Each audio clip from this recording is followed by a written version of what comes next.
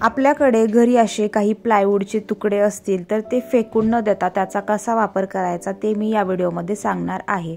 तर माझ्याकडे पण असे काही प्लायवूडचे तुकडे होते, त्यातलाच एक तुकडा आणि दुसरा तुकडा मी त्या साईजचा करण्यासाठी अशा पद्धतीने इथून कट केलाय।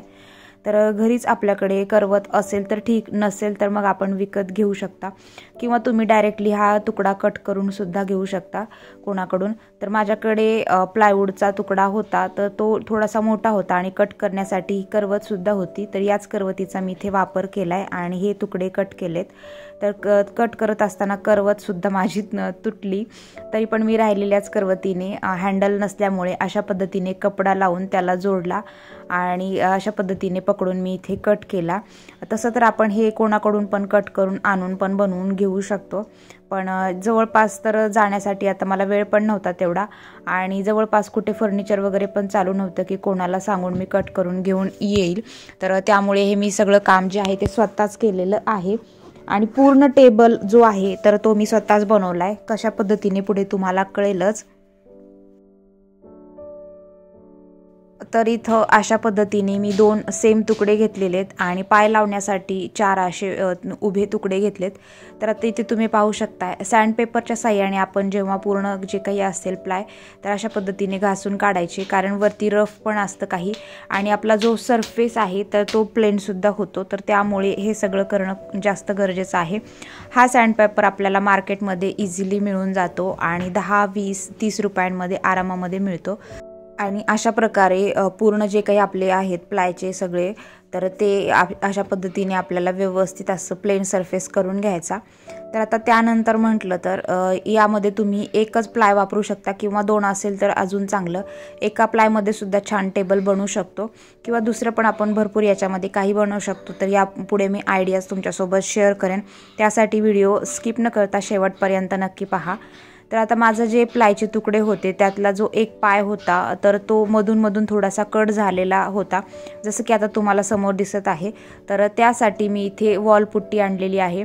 वॉलपुट्टी किंवा तुम्ही व्हाईट सिमेंटचा वापर करू शकता। तर व्हाईट सिमेंट घेतलं होतं, हे 40 रुपयांचं मिळालेलं आहे आणि व्हाईट सिमेंटमध्ये नॉर्मली आपल्याला थोडंसं पाणी घालून अशा पद्धतीने त्याची पेस्ट बनवायची आणि ती पूर्ण लावून घ्यायची किंवा दुसरं कुठलाही आपलं थोडंसं याच्यामध्ये कट झालेलं असेल किंवा जर कुठे होल वगैरे असतील वुडनमध्ये तर ते पण आपण अशा प्रकारे इथे बुजवून घ्यायचे, जेणेकरून पुढे चालून ते आपल्याला व्यवस्थित राहील आणि दिसायलाही ते खूप सुंदर दिसतं।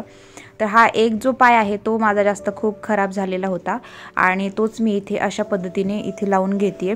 तर इथे कशाच्या तरी साह्याने तुम्ही लावायचा किंवा हाताच्या साह्याने लावला तरी पण चालतो। व्हाईट सिमेंट लावून झाल्यानंतर याला आपल्याला 24 तास पूर्ण वाळू देण्यासाठी ठेवायचं, तरच तो व्यवस्थित आणि प्रॉपरली बसू शकतो। याच्याऐवजी आपलं घरी जे काही मेण असतं व्हाईट मेणबत्ती त्याचा सुद्धा इथे तुम्ही वापर करू शकता। तर आता इथे 24 तास झाल्यानंतरच जी काही पुढची प्रोसेस आहे तर ती प्रोसेस करायला घ्यायची।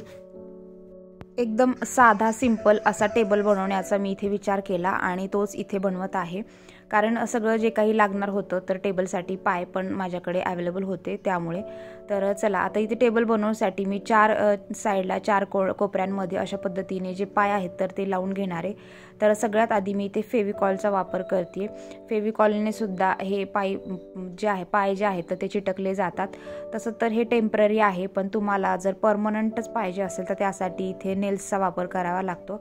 तर थोड्या वेळासाठी मी असं विचार करत होते की इथे फेविकॉलने असे पाय चिटकून ठेवू, त्यामुळे जेणेकरून जे प्रॉपर मार्किंग आहे ते लक्षात येईल आणि त्यानंतर आपण ह्याच्यामध्ये नेल्स ठोकू शकतो।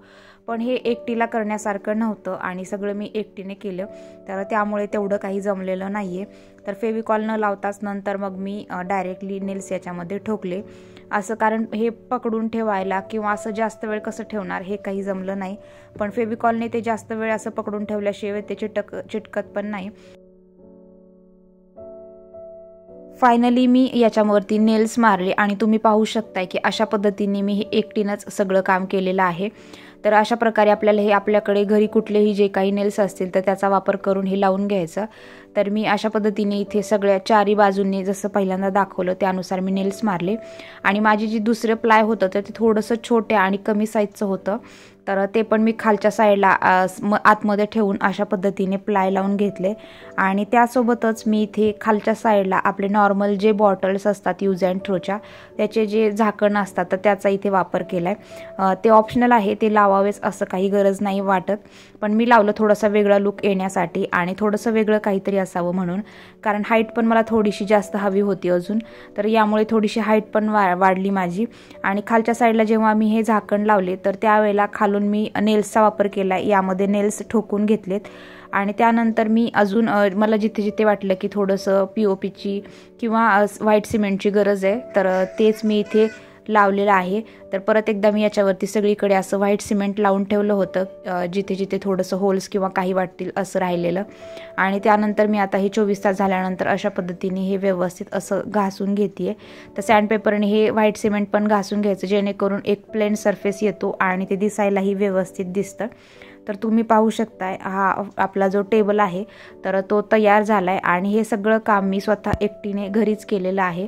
तुम्ही ड्रिल मशीन असेल तर त्याने पण याला होल करून नंतर मग स्क्रू किंवा मग नॉर्मल आपले जे खिळे असतात नेल्स तर ते पण इथे लावू शकता।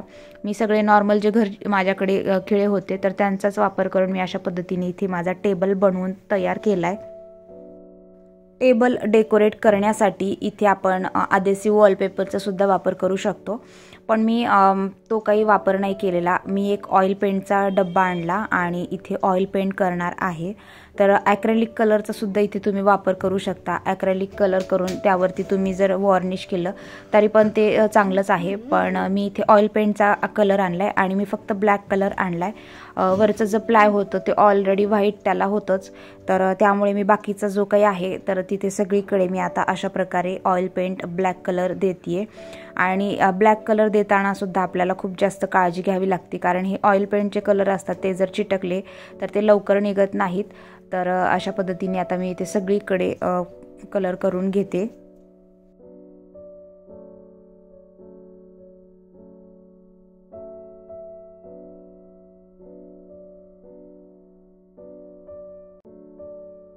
पेंट झाल्यानंतर याला वाळण्यासाठी ठेवावं लागतं आणि एक 3 तासासाठी मी हा तसंच ठेवलं होतं।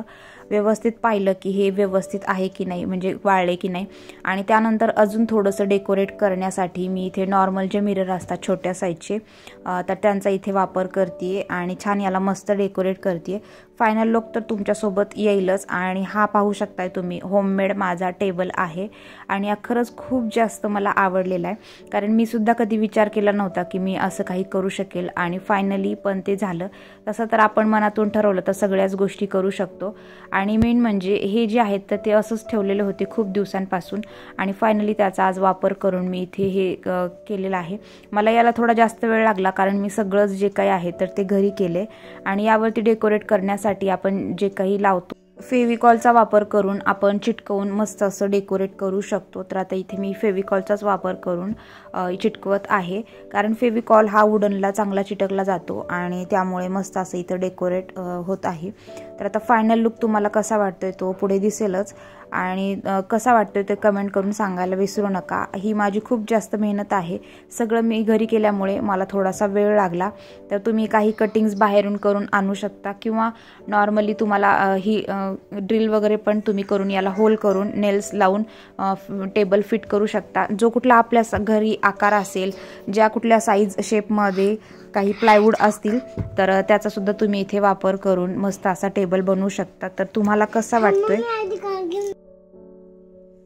त्यानंतर यावरती अजून थोडंसं छान आणि अट्रॅक्टिव्ह दिसावा यासाठी मी कलरचा वापर करून थोडीशी नॉर्मल पेंटिंग केली आहे।